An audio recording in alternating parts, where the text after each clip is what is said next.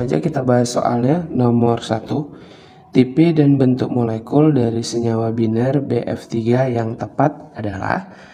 Nah, untuk soal nomor 1, ini materinya adalah tentang ikatan kimia, yaitu topik tentang bentuk molekul. Berarti untuk menjawab soal nomor 1 kita harus tahu bentuk molekulnya. Nah, di sini kita gambarkan struktur Lewisnya. Jadi ada BF3.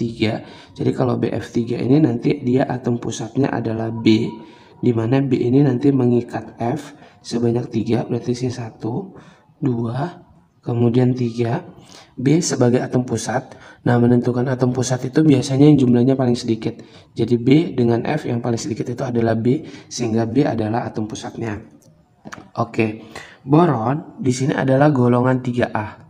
Berarti kita harus hafal dia letaknya di golongan berapa. Karena boron ini golongan 3A dan fluor ini adalah golongan 7A. Kalau F ini kan dia 7A, berarti untuk stabil butuhnya 1. Berarti nanti tangan yang digunakan 1. Berarti 1, 2, 3, 4, 5, 6, 7. Yang di sini 1, 2, 3, 4, 5, 6, 7. 1, 2, 3, 4, 5, 6, 7. Berikutnya boron itu golongan 3A. Berarti elektron valensinya 3. 1, 2, 3. Ini berikatan. Maka dari sini bentuk molekulnya adalah AX, yang diikat adalah 1, 2, 3. Berarti AX3, sedangkan elektron bebas di atom pusat itu tidak ada. Berarti ini adalah AX3 bentuk molekulnya. AX3 itu termasuk ke dalam segitiga datar atau segitiga planar. Ini sama aja ya. Segitiga datar, segitiga planar itu sama aja. Nah, segitiga ini bisa diganti dengan nama trigonal datar atau trigonal planar, sehingga jawabannya adalah yang A. 2. Pada suhu dan tekanan tertentu, 3,5 gram gas NO bervolume 2 liter dan 7 gram hidrokarbon bervolume 3 liter. Rumus molekul hidrokarbon itu adalah. Untuk soal nomor 2, ini topiknya adalah mengenai stoikiometri. Kita tulis dulu ya, yang diketahuinya adalah massa. Jadi massa dari si NO itu sebesar 3,5 gram, volume dari si NO itu sebesar 2 liter, massa dari hidrokarbon, berarti kita misalkan aja dengan CXHY sebesar 7 gram, volume dari hidrokarbon CXHY adalah 3 liter. Rumus molekulnya, berarti yang ditanya ada rumus molekulnya. Nah, kondisinya ini adalah pada saat suhu dan tekanan tertentu. Kalau pada saat P dan T-nya sama atau P dan T-nya tertentu, maka kita tinggal pakai rumus perbandingan.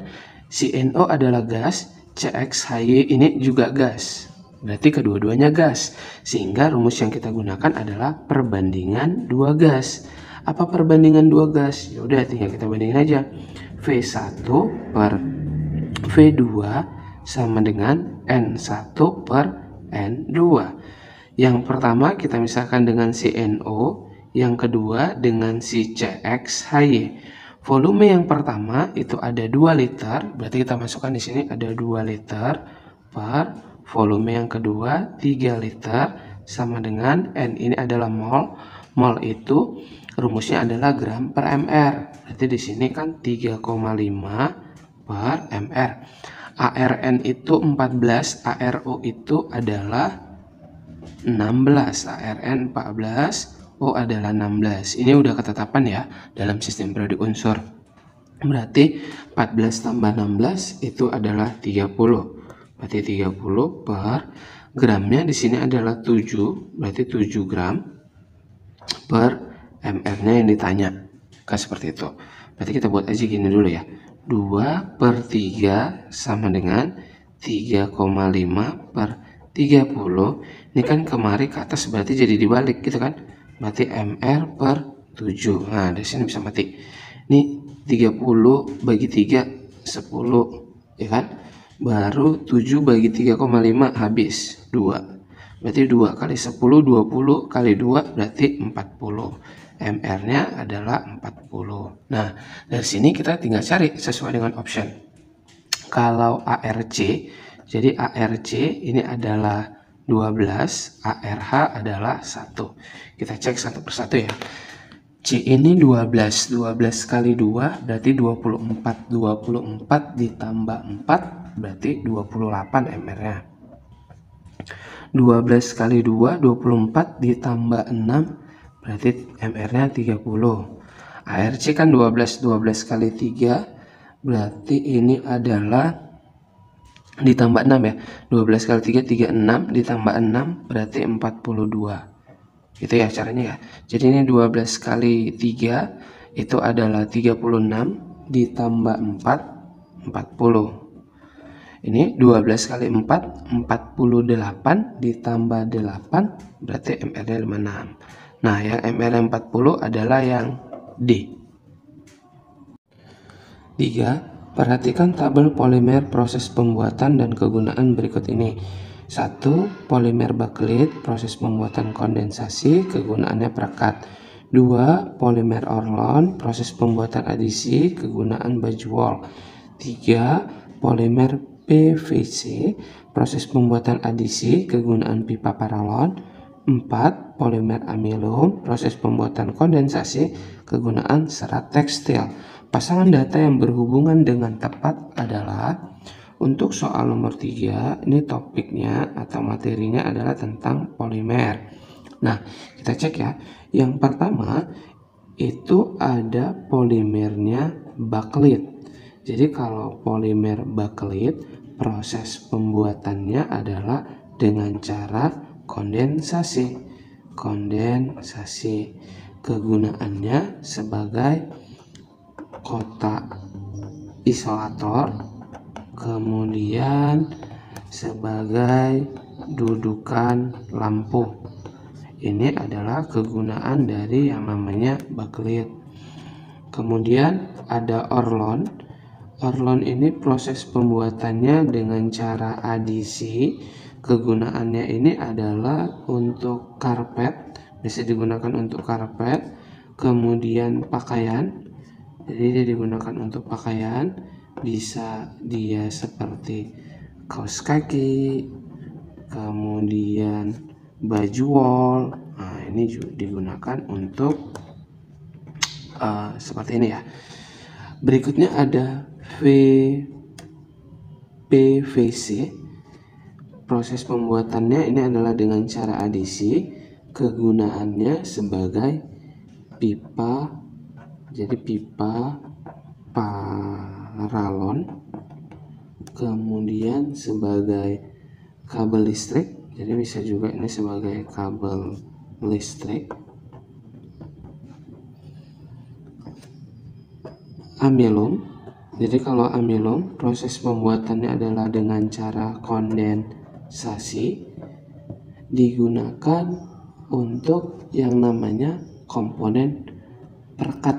Jadi komponen perekat, ya kan? Ini sebagai perekat. Oke, kita cek ya. Bakelit, kondensasi, perekat, salah ya. Jadi ini salah. Salahnya di sini. Orlon, adisi, baju wol, benar. PVC, adisi, pipa paralon, benar. Amilum, kondensasi, serat tekstil, salah. Jadi ini tidak digunakan untuk sebagai serat tekstil, tapi dia perekat. Kalau dia serat tekstil, ini biasanya adalah seperti dakron. Jadi dakron itu serat tekstil. Kemudian orlon juga termasuk ke dalamnya, kegunaannya sebagai serat tekstil. Kemudian ada si nilon. Nah, ini kegunaan dari si itu. Oke, kita cek. Berarti yang benar 2 dan 3. Oke, berarti jawabannya adalah yang C. 4. Pasangan koloid dan contohnya yang tepat yaitu nomor 4. Ini topiknya adalah sudah jelas ya tentang koloid. Baik, solusinya. Nah, di sini ada emulsi, aerosol, dan sol. Jadi gini dulu, kalau dia emulsi Kalau dia emulsi itu adalah koloid cair dalam cair. Jadi koloidnya adalah cair dalam cair. Artinya fase terdispersinya cair, medium pendispersinya cair, itu namanya emulsi. Sedangkan aerosol, jadi kalau dia aerosol ini adalah cair dalam gas. Aerosol ini adalah cair dalam gas. Berarti fase terdispersi cair, medium pendispersinya adalah gas. Sedangkan sol ini adalah padat dalam cair. Jadi kalau sol ini adalah padat dalam cair. Jadi cara mengingatnya lagi nih, kalau misalnya cair dalam cair, yang dilihat itu adalah medium pendispersinya, itu biasanya bisa dilihat oleh mata ya, kasat mata. Misalnya contohnya gini, contohnya adalah ini susu. Kalau susu itu kan yang dilihat adalah cair, ya kan? Dan dia bentuknya cair, berarti susu itu adalah cair dalam cair. Berarti ini adalah contohnya. Kita tulis di sini, contohnya susu. Oke, susu. Kemudian cat. Kalau cat ini dia cair, tapi di situ ada zat padatnya. Berarti dia masuknya kemana contohnya? Ke sol. Jadi cat ini adalah contoh dari sol. Minyak ikan. Kalau dia minyak ikan, ini yang dilihat ada cair. Kan cair dalam cair. Berarti ini adalah emulsi. Jadi minyak ikan adalah emulsi. Berarti yang salah ya. Yang membuat salah itu adalah si cat. Aerosol, asap. Jadi kalau dia asap itu adalah yang dilihat padat ya. Maksudnya yang dilihat adalah wujudnya gas kan, asap. Tapi di dalamnya itu ada padat. Berarti itu masuk mana? Oh, ternyata asap itu adalah jenis aerosol padat. Jadi ada nanti dia jenis yang namanya aerosol padat. Berarti ini contohnya adalah asap. Nah, kalau debu yang dilihat juga wujudnya gas, kemudian ada zat padatnya. Ini juga sama, aerosol padat. Kalau buih itu ya buih, busa. Buih ya nama koloidnya buih atau busa gitu. Berarti ini salah. Kemudian emulsi, jelly. Kalau jelly itu kan dia yang dilihat adalah wujud padatnya ya. Jadi yang dilihat wujud padat tapi ada zat cairnya. Berarti cair dalam padat. Nah, cair dalam padat itu namanya adalah emulsi padat. Jadi ada nanti namanya emulsi padat. Contoh emulsi padat itu adalah si jelly. Kalau susu itu masuk ke emulsi. Mutiara juga sama. Mutiara ini adalah emulsi padat. Yang dilihat itu adalah bentuk padatnya kan, mutiara bentuk padat ya. Oke, berarti ini salah. Sol, cat tadi ya, tinta juga yang dilihat itu adalah zat cairnya, tapi situ ada zat padatnya juga, berarti tinta. Kemudian sol emas juga, ini sol. Oke, berarti ini termasuk ke dalam sol. Oke, benar. Nah, ini adalah asap tadi aerosol padat, debu juga aerosol padat, kabut ini ya aerosol ya. Jadi ini contoh dari si aerosol, si kabut atau awan juga, ya kan? Sehingga jawabannya adalah yang D. Jadi intinya yang dilihat secara bentuk kasat matanya itu adalah medium pendispersinya gitu ya. Oke. Nomor 5. Larutan asam H3PO4 0,4 molar memiliki nilai pH sebesar 5 kurang 2 log 5. Maka nilai derajat ionisasinya adalah. Untuk soal nomor 5, ini adalah tentang asam basa. Solusinya, oke. Dikasih tahu molaritas dari H3PO4 itu adalah 0,4 molar. pH-nya sebesar 5 dikurang 2 logaritma 5. Yang ditanya adalah alfanya, berapa derajat ionisasinya. Nah, rumus mencari alfa jadi gini. H3PO4 ini kan asam lemah. Jadi rumus asam lemah itu adalah H positif sama dengan alfa dikali M. Berarti alfa sama dengan konsentrasi H positif dibagi dengan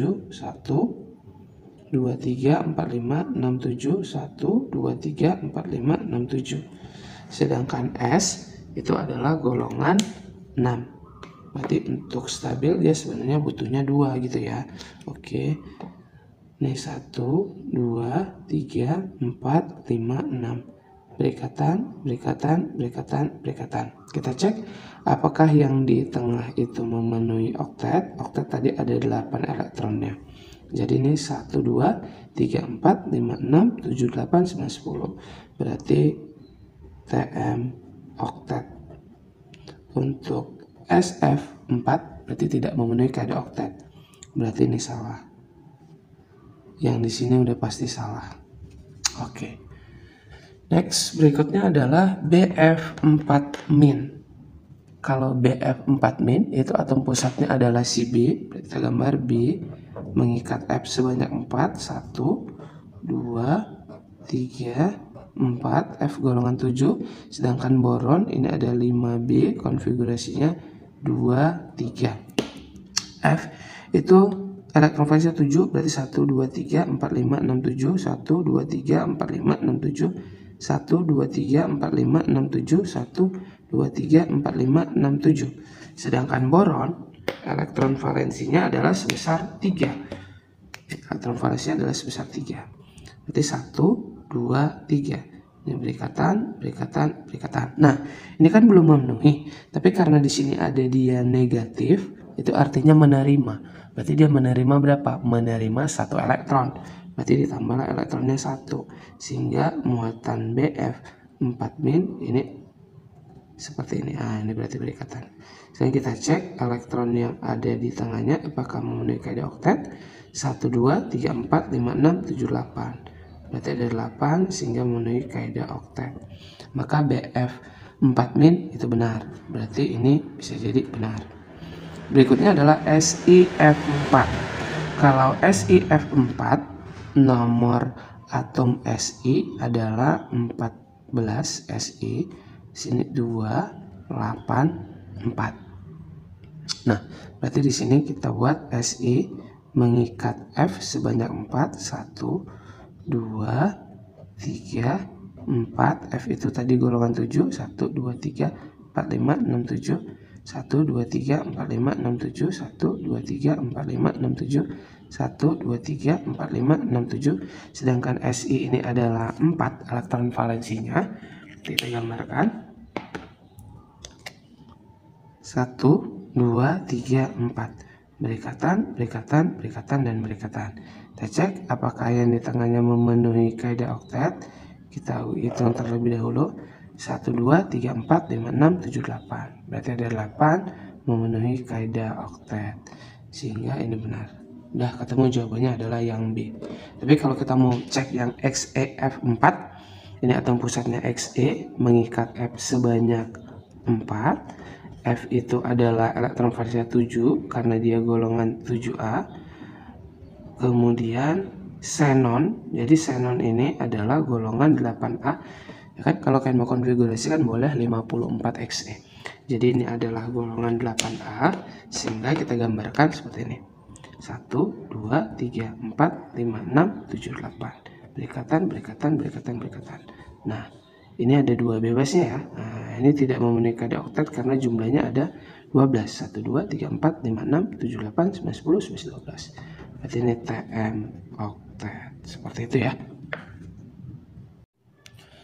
7. Pembakaran isooktana salah satu komponen dalam bensin sebanyak 427,5 gram pada keadaan standar membebaskan kalor sebesar 15.975 kJ. Nilai entalpi pembakaran standar pada reaksi pembakaran isooktana tersebut adalah, untuk soal nomor 7, ini topiknya adalah tentang termokimia. Untuk menjawab soal nomor 7, solusinya adalah yang diketahui massa dari isooktana. Rumus isooktana itu adalah C8H18. Kan? C8H18 sebanyak 427,5 gram. Membebaskan kalor, berarti kalor yang dibebaskan itu adalah delta H-nya ini sebesar negatif 15.975 kJ.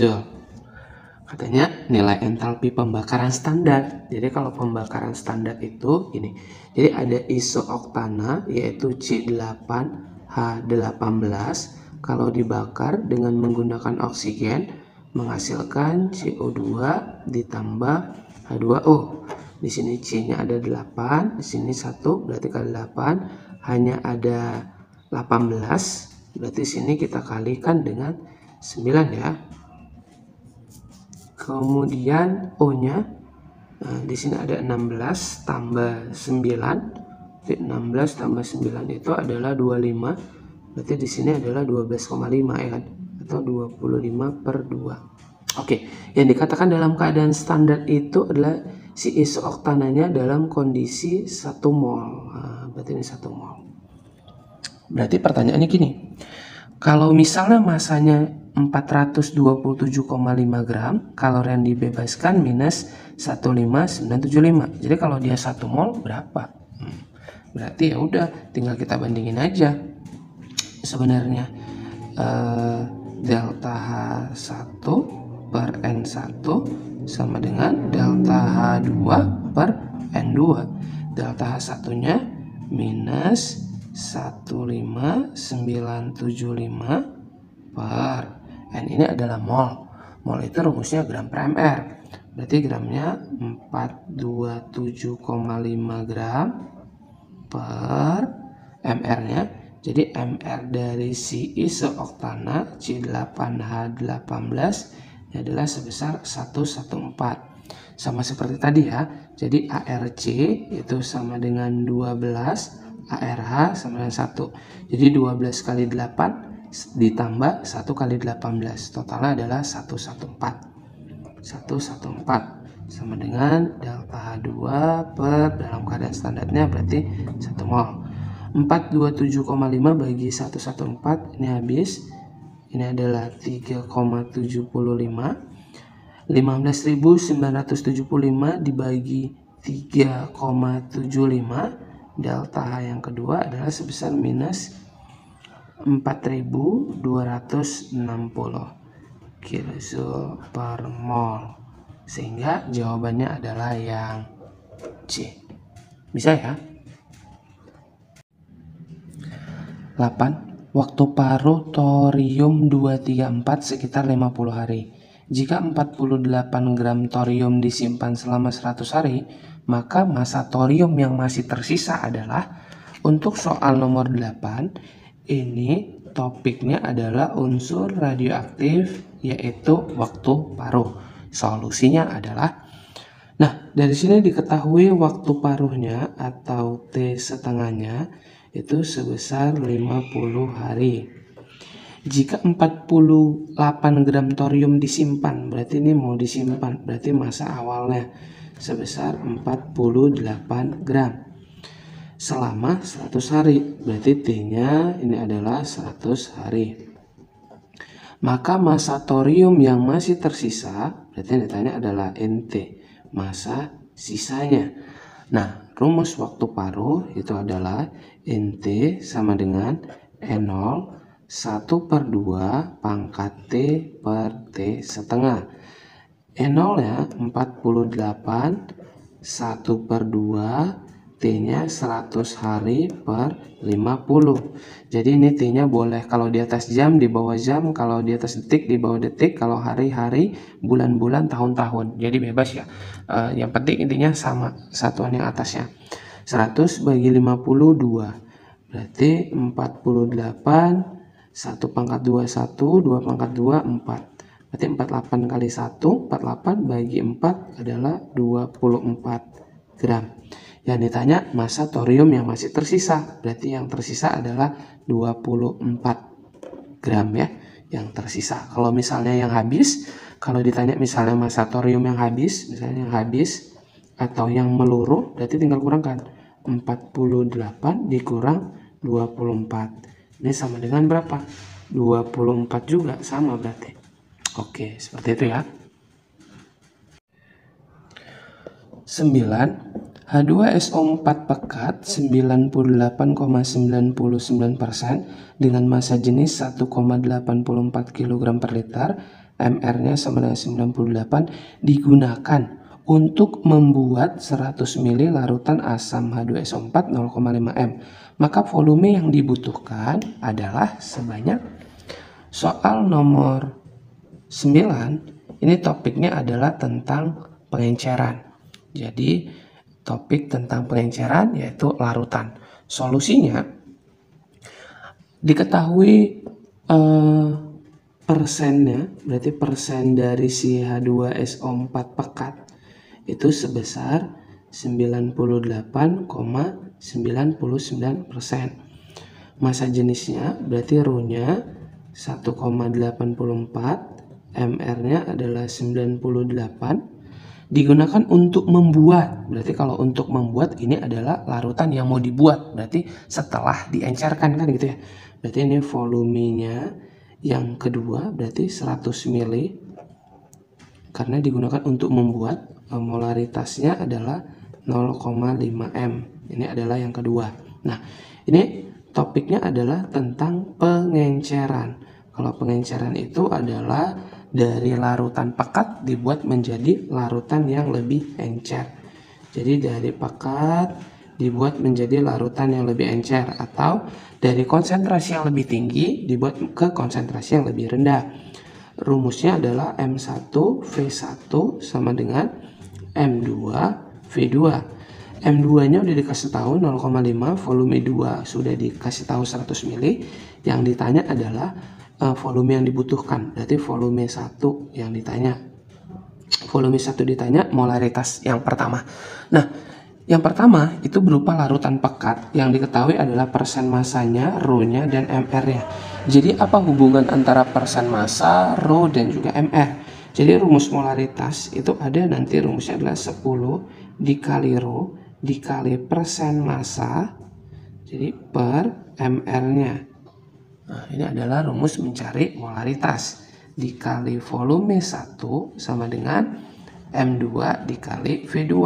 Nah, dari sini kita tinggal masukin. Berarti 10 dikali rho-nya adalah 1,84, persen masanya 98,99 per mr-nya 98 kali V1 sama dengan M2-nya adalah 0,5 dikali 100. Oke, 0,5 kali 100 habis ya. Jadi ini habis tinggal 50. Berarti sini habis.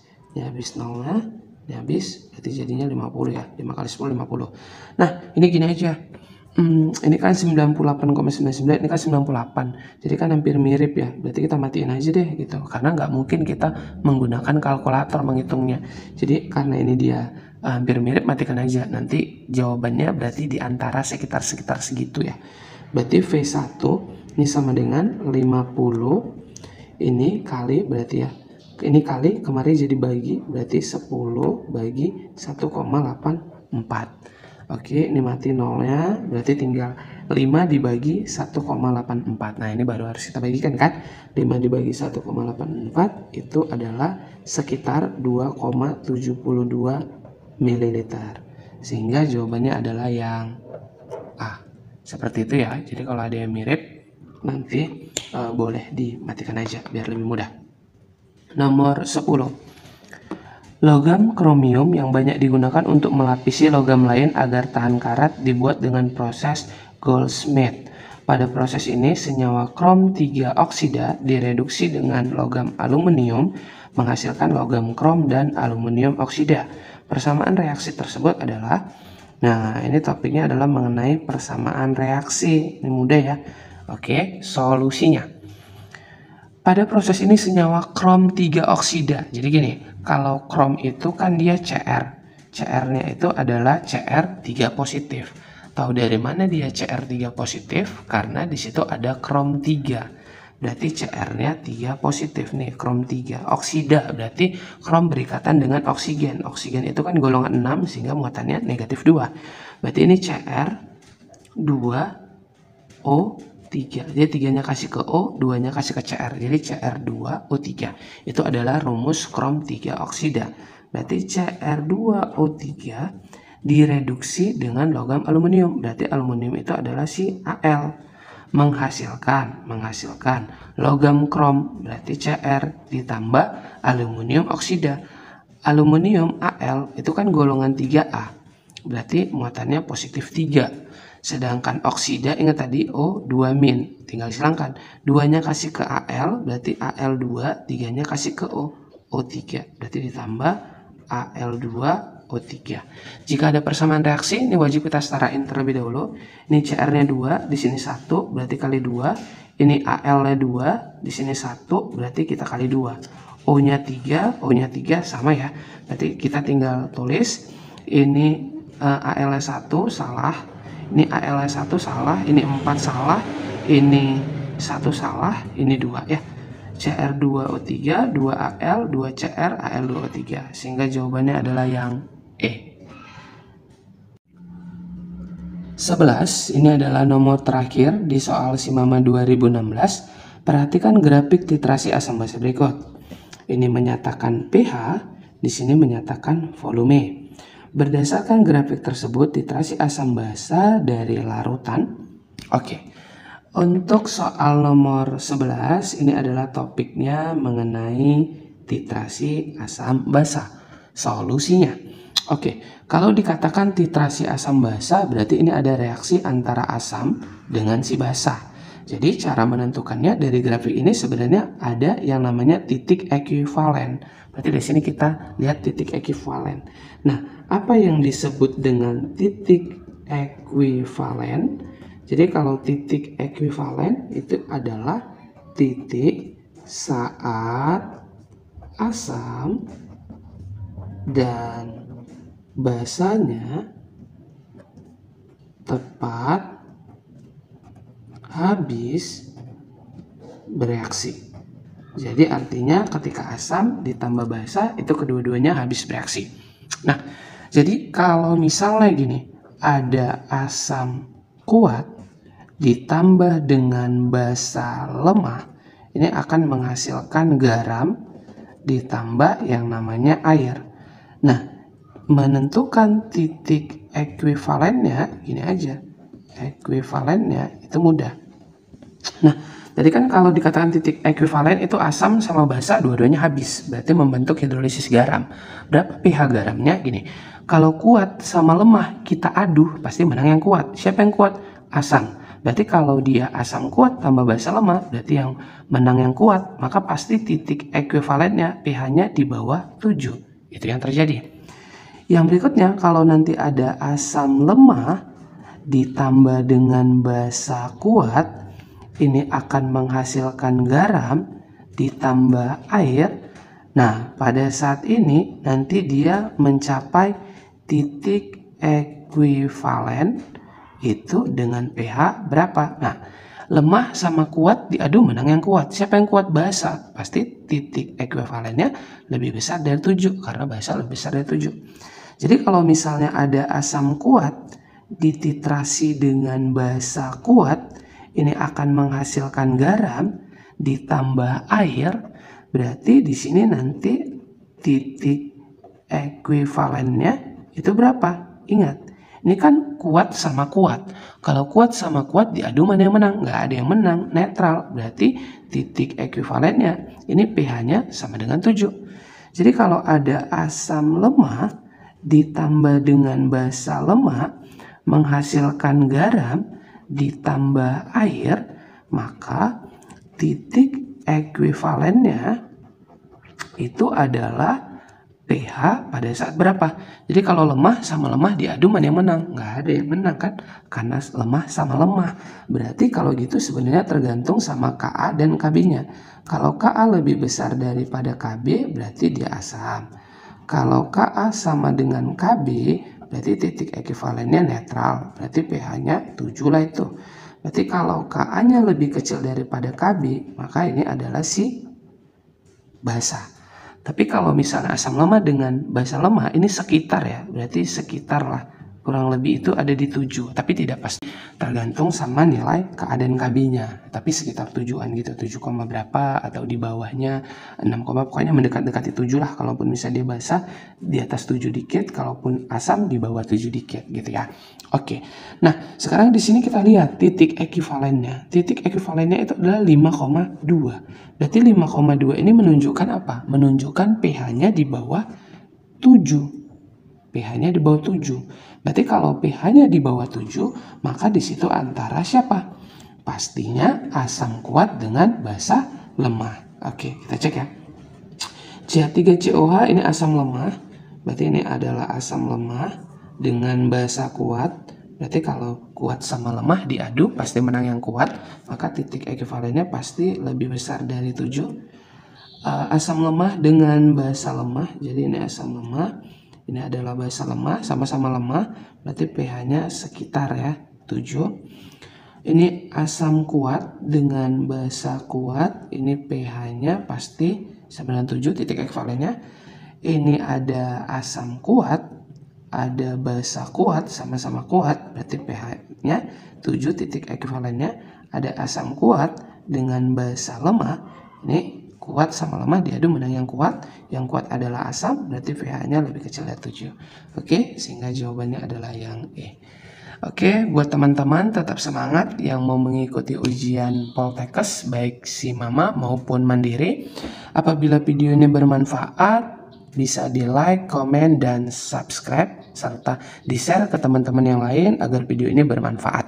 Jadi apabila ada pertanyaan, silakan bertanya di kolom komentar ya. Oke, sampai ketemu di video berikutnya. Selamat berjuang. Terima kasih.